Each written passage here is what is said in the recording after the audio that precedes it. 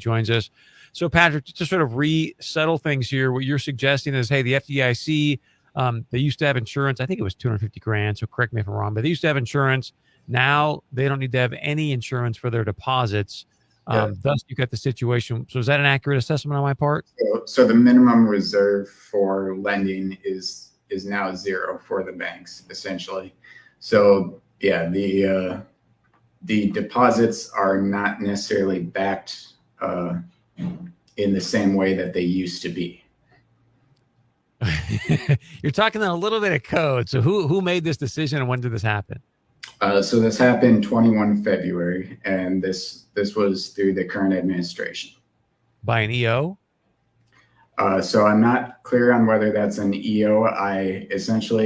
This information came to me through my economics professor and through clarifications in what the curriculum at the time was for my MBA. So we had to kind of do a hot readjust at the time because the laws all changed overnight.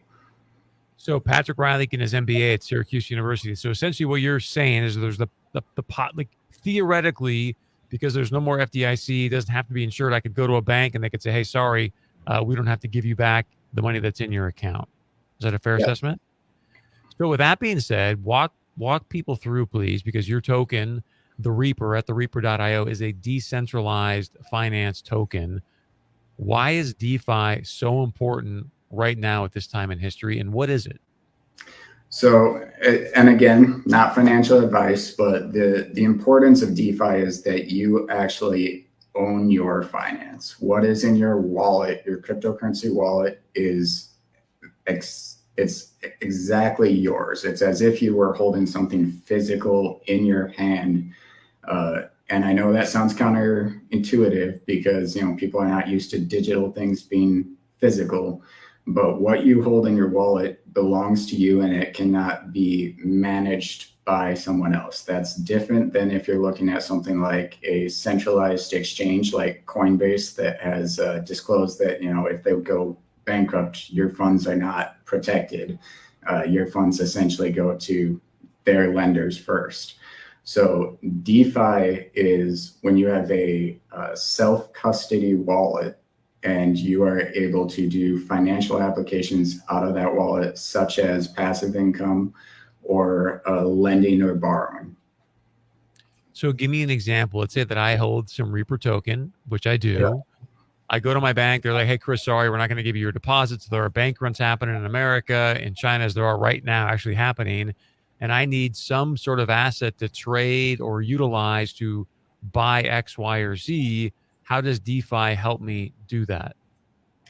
So what you could do, Chris, is you could go to someone else who accepts Reaper token or somebody who accepts XRP and you say, hey, I have this wallet. You have this wallet. We can do a peer-to-peer transaction.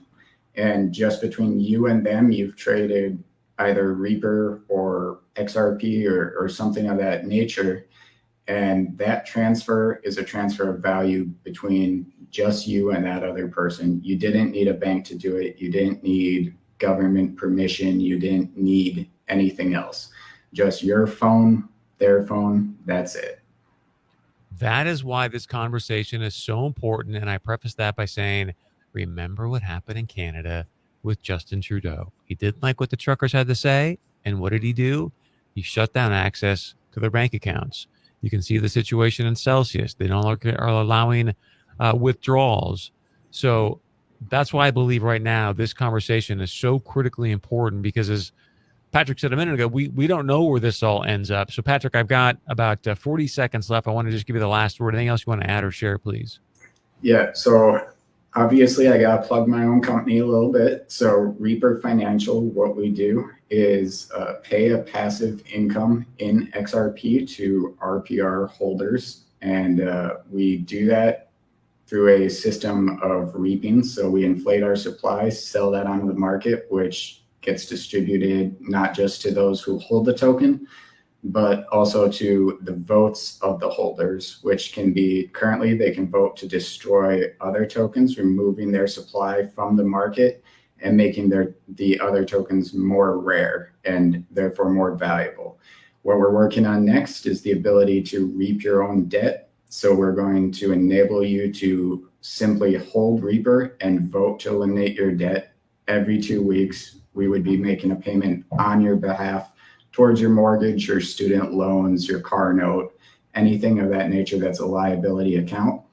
And that's going to enable a lot of people to free themselves from debt slavery. Yes. And please email Patrick. It's Patrick at thereaper.io. As you can tell, brilliant mind. So again, Patrick at thereaper.io.